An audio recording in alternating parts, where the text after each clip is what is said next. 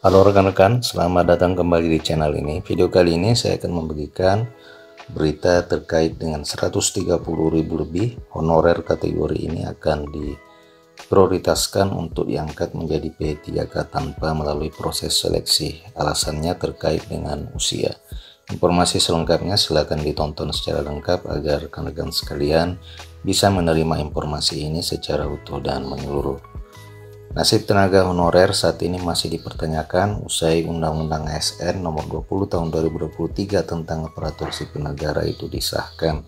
Pasalnya, peraturan pemerintah turunan sebagai regulasi pelaksana Undang-Undang ASN tentang mekanisme pengangkatan itu masih terus dibahas dan sampai ini belum disahkan. Di dalam Undang-Undang ASN disebutkan bahwa peraturan tersebut setidaknya bisa selesai maksimal 6 bulan setelah Undang-Undang ASN itu diundangkan. Namun Menpan RB memintanya agar bisa selesai lebih cepat. Disebutkan bahwa tenaga honorer yang diproyeksikan itu tersisa hingga dengan tahun 2024 itu berjumlah di kisaran 1,6 juta dengan rincian 130.000 orang K2 dan 1.475 tenaga 1.475.000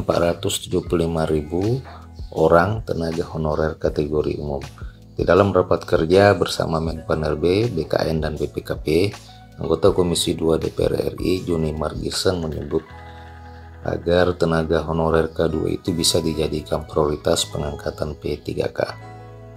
Jadi memang untuk honorer K2 itu memang diusulkan untuk diprioritas. Hal tersebut dikarenakan tenaga honorer K2 itu sudah mengabdi lebih lama dibandingkan dengan tenaga honorer yang lain.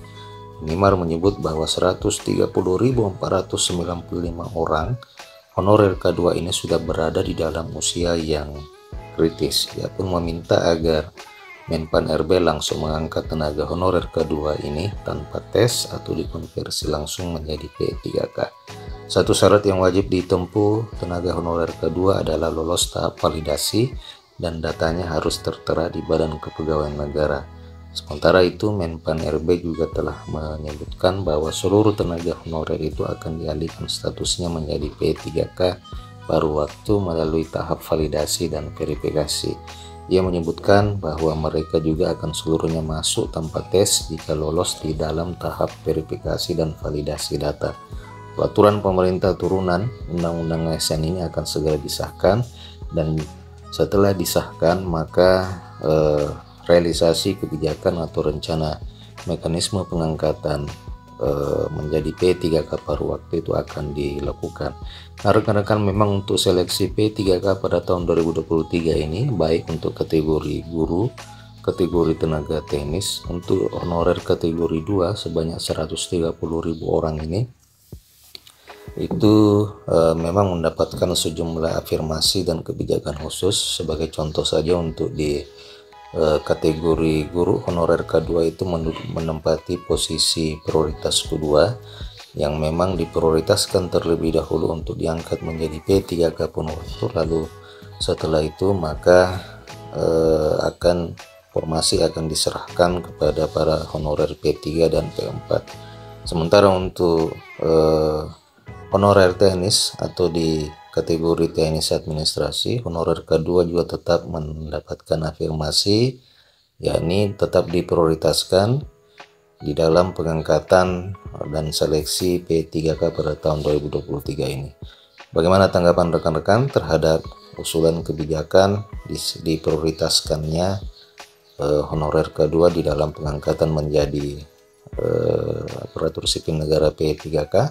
Lalu bagaimana dengan tenaga honorer teknis yang memang juga memiliki usia yang tidak kalah dari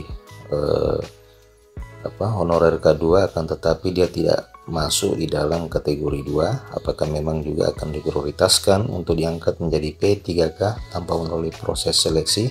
Silakan tuliskan komentar dan keluhan rekan-rekan di kolom komentar video ini.